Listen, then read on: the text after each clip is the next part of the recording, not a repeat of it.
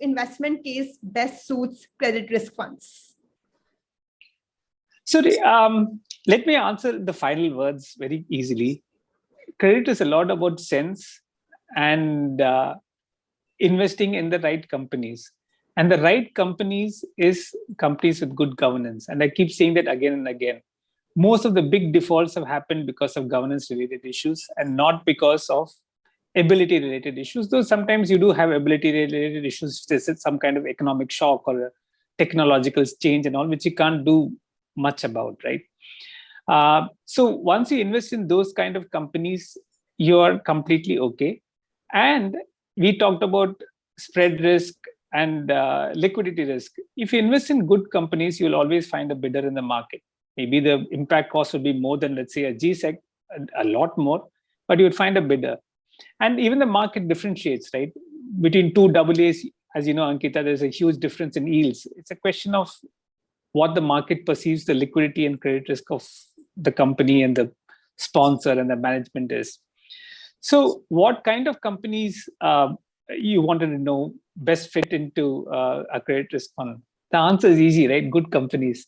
And what we would say is re-emphasize is companies with good practices where there is a sufficient liquidity, where there will be a wide set of participants who are probably not mutual funds alone, because usually the same problem comes to several mutual funds at the same time.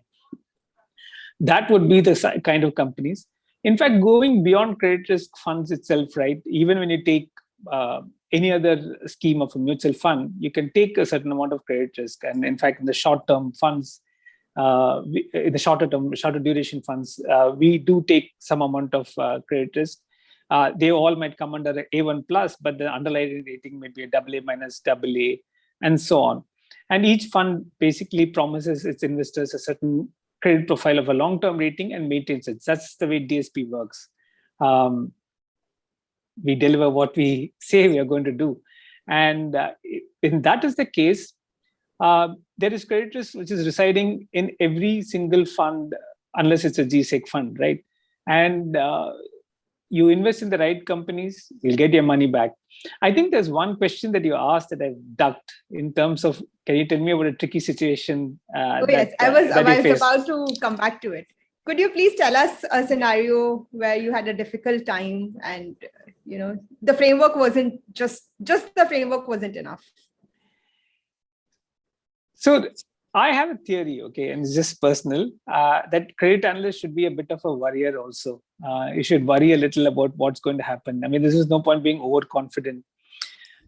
We've had certain situations which have arisen where the credit rating got downgraded recently, and there was a lot of worry in terms of what would happen. And this was an NBFC.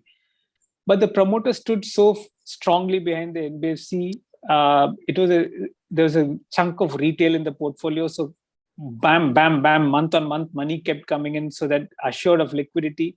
And the problem worked itself through. So that gave me a recent nervous time. But I would say that it's not been so dire. So, all of us on the call should touch wood and hope that that happens. But again, if to re-emphasize the same point, and a good sponsor who's following the right governance practices will come out of the woods. There will always be somebody to back that sponsor. Sure. Thanks, Vivek. I think you've given us enough food for the thought for the evening. And I think at DSP, we re-emphasize on it that in the long term, it is the rules that rule. And we take pride in having fund managers who have, created the rules that they stick to. So thank you, Vivek, for joining us today, and happy investing, everyone. Thank you, Ankita. Mutual fund investments are subject to market risks. Read all scheme-related documents carefully.